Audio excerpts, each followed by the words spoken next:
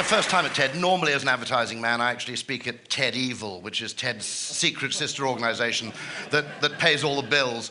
It's held every 2 years in Burma. And I particularly remember a really good speech by Kim Jong-il on how to get teens smoking again. But actually, it's suddenly come to me after years working in the business that what we create in advertising, which is intangible value, you might call it perceived value, you might call it badge value, subjective value, intangible value of some kind gets rather a bad rap.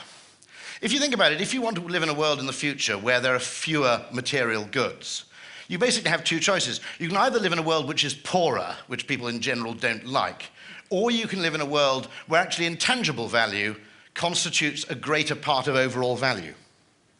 That actually intangible value in many ways is a very, very fine substitute for using up labor or limited resources in the creation of things. Here's one example. This is a train which goes from London to Paris. The question was given to a bunch of engineers about 15 years ago, how do we make the journey to Paris better? And they came up with a very good engineering solution, which was to spend £6 billion building completely new tracks from London to the coast and knocking about 40 minutes off a 3.5-hour journey time. Now, call me Mr. Picky, I'm just an ad man, but it strikes me as a slightly unimaginative way of improving a train journey merely to make it shorter. Now, what is the hedonic opportunity cost of spending £6 billion on a load of railway tracks? Here's my naive advertising man's suggestion. What you should in fact do is employ all of the world's top male and female supermodels, pay them to walk the length of the train handing out free Chateau Petrus for the entire duration of the journey.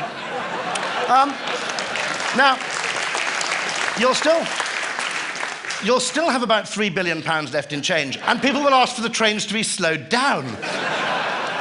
Now, here's another naive advertising man's question again.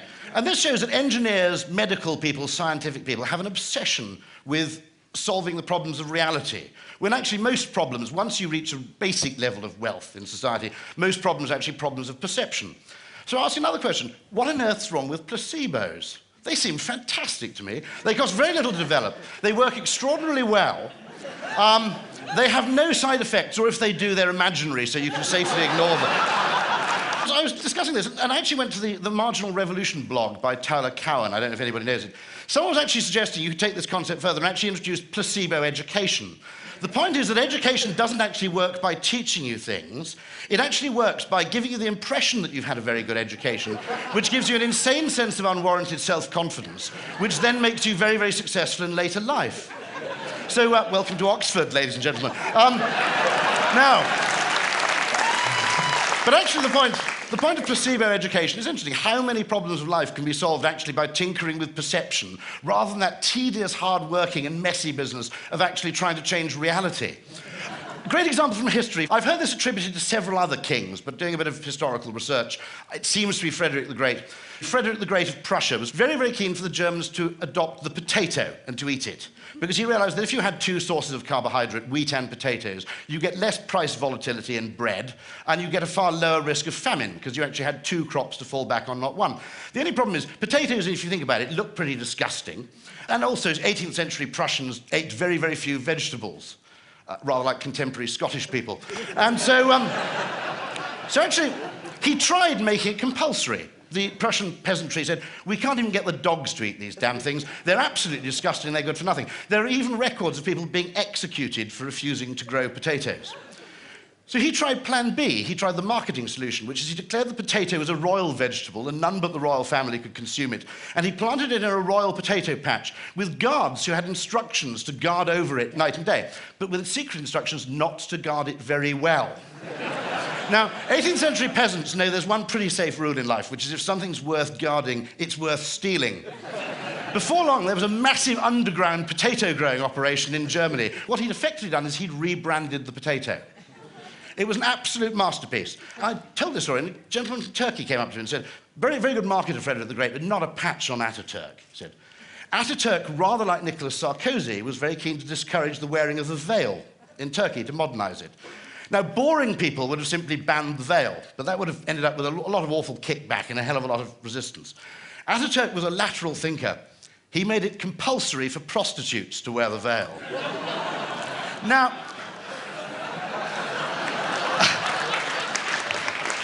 I can't verify that fully, but it doesn't matter. There's your environmental problem solved, by the way, guys. All convicted child molesters have to drive a Porsche Cayenne. What Ataturk realized, actually, is two very fundamental things, which is that actually, first one, all value is actually relative. All value is perceived value.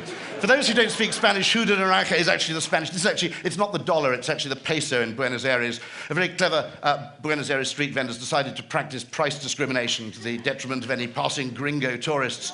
As an advertising man, I have to admire that. But the first thing is all value is subjective. Second point is that persuasion is often better than compulsion. These funny signs that flash your speed at you, some of the new ones on the bottom right now actually show a smiley face or a frowny face to act as a little emotional trigger. What's fascinating about these signs is they cost about 10% of the running cost of a conventional speed camera, but they prevent twice as many accidents.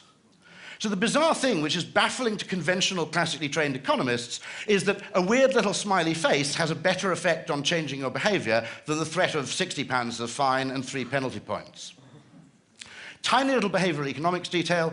In Italy, penalty points go backwards. You start with 12 and they take them away because they found that loss aversion is a more powerful influence on people's behavior. In Britain, we tend to feel, whoa, got another 3. Not so in Italy. Another fantastic case of creating intangible value to replace actual or material value, which remember is what, after all, the environmental movement needs to be about. This again is from Prussia, from I think about 1812, 1813. The wealthy Prussians, to help in the war against the French, were encouraged to give in all their jewellery, and it was replaced with replica jewellery made of cast iron.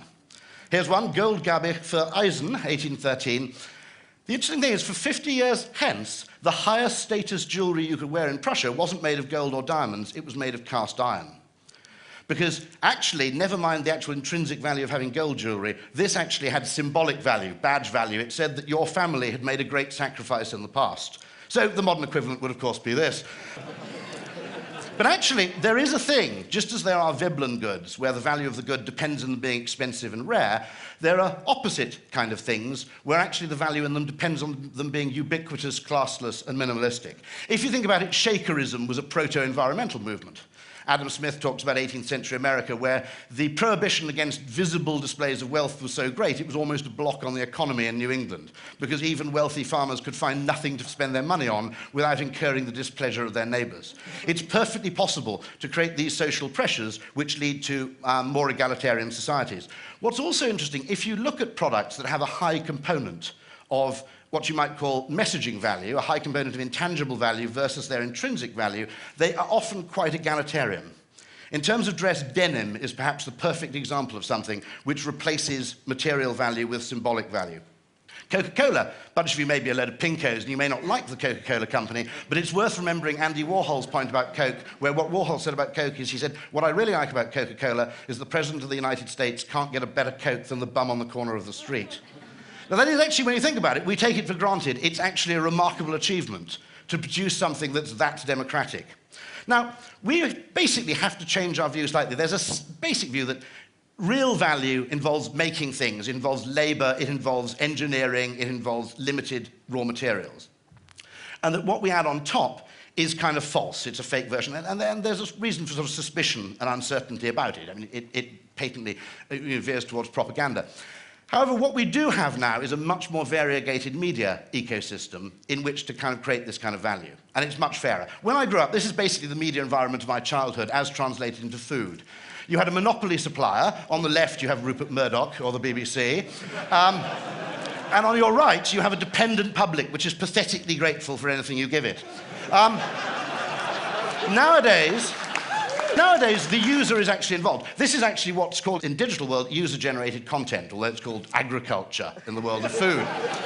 This is actually called a mashup, where you take content that someone else has produced and you do something new with it.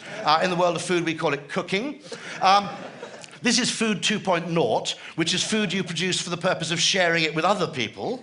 This is mobile food. British are very good at that. Fish and chips and newspaper, the Cornish pasty, the pie, the sandwich. We invented the whole lot of them. We're not very good at food in general, but Italians do great food, but it's not very portable, generally. I only later discovered that the Earl of Sandwich didn't invent the sandwich, he actually invented the toasty, but then the Earl of Toasty would be a ridiculous name, frankly. Finally, we have contextual communication. Now, the reason I show Pernod, it's only one example. Every country has a contextual alcoholic drink. In France, it's Pernod. It tastes great within the borders of that country, but absolute shite if you take it anywhere else. Unicum in Hungary, for example. The Greeks have actually managed to produce something called Retsina, which even tastes shite when you're in Greece. But so much communication now is contextual that the capacity for actually nudging people, for giving them better information.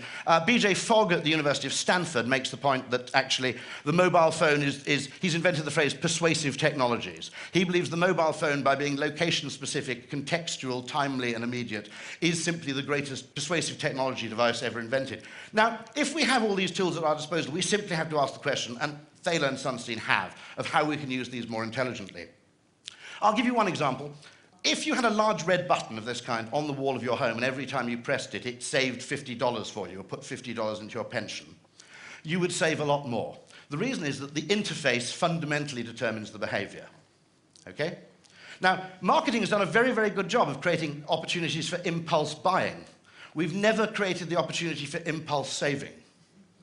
If you did this, more people would save more. It's simply a question of changing the interface by which people make decisions, and the very nature of the decisions changes. Obviously, I don't want people to do this, because as an advertising man, I tend to regard saving as just consumerism needlessly postponed. But if anybody did want to do that, that's the kind of thing we need to be thinking about, actually. Fundamental opportunities to change human behavior. Now, I've got an example here from Canada.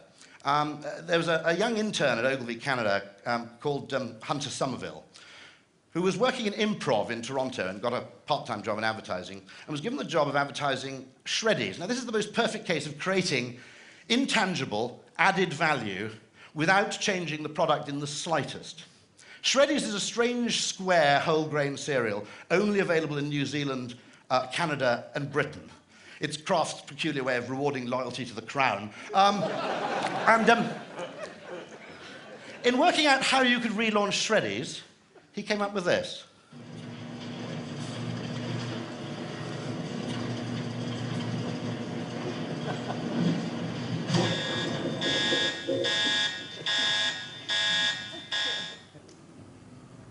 Shreddies is supposed to be square.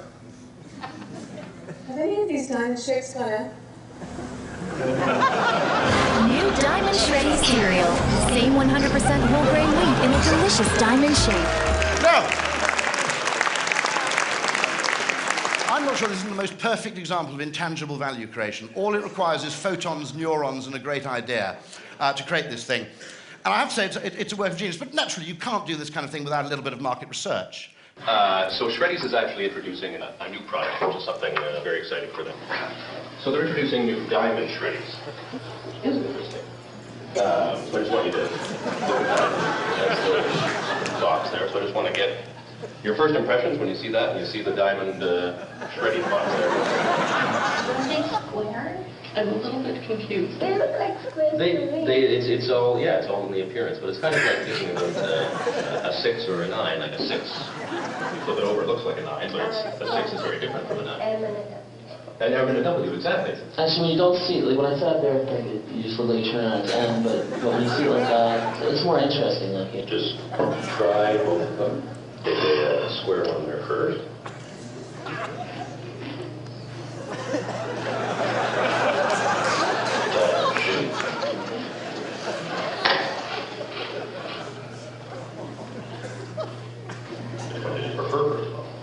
First one. The first one.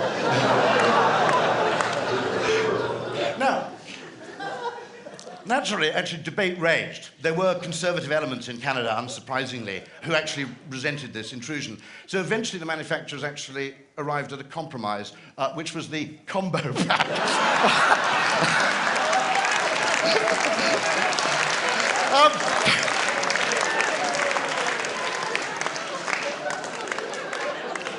Now,